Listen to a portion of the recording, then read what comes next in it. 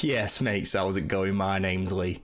This video is a part of a mini-series where I'll focus on one team from the Premier League per video, and in this we'll predict lineups, tactics and decide who's a viable FPL option for the 23-24 FPL season. If you enjoy FPL content, please consider subscribing to the channel. Nice little click down below. Anyway, this video will focus on this lot. Let's rock and roll.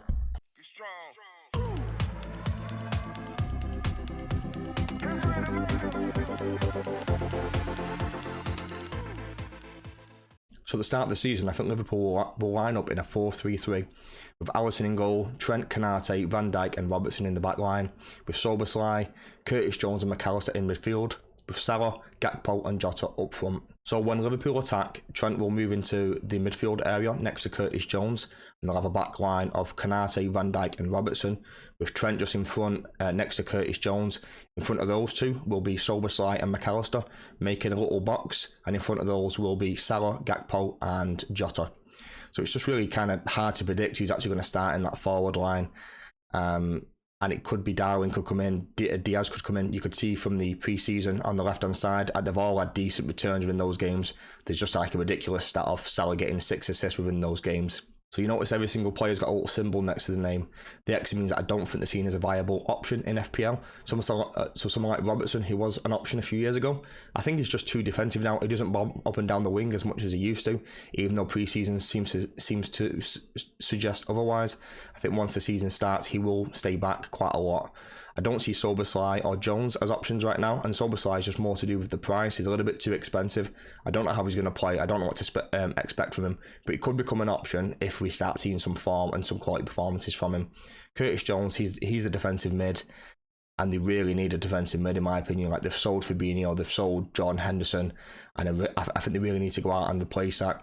Like, don't get me wrong, I do like Curtis Jones as a player. He's a tidy little player, but he's not like your standard defensive mid, your sitting midfield, or something like a Rodri or a Casemiro, who's really going to anchor down that midfield.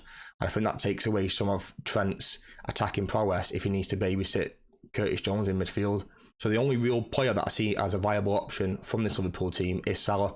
I think he's nailed his on penalties, and he's got decent ownership, to be fair to Salah. I've actually just put him in my draft, and I'll leave a link somewhere up here to so you can check out my most recent draft with Salah in there.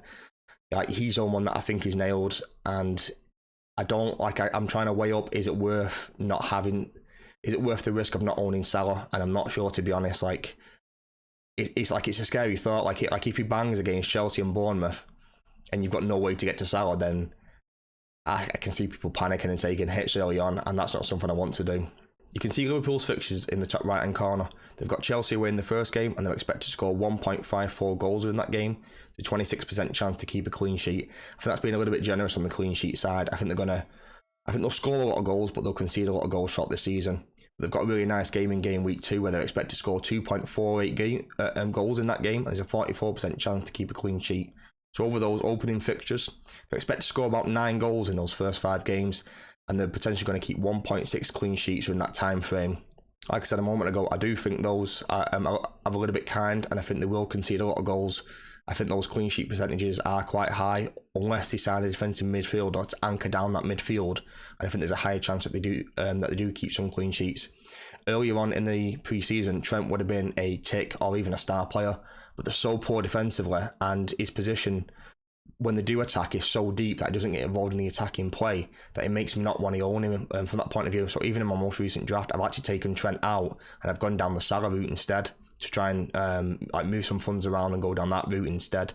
Are you owning anyone from Liverpool? Is there anyone you're considering? Are you going to go for someone like a Canate valued at 5 million? I think it's a great price for him. Are you going to take a chance on the forward line in a Gakpo or a Jota, who's been so good in pre-season? Or are you going to just go for it and get Salah in, stick with it and go from there? Let me know down below. Let's have a little chat. Right, mates, that's it for today's video. So we covered predicted lineups and who I consider to be a viable FPL option. If you enjoyed the video or found it helpful, please consider subscribing to the channel. Anyway, have a nice day. Peace and love.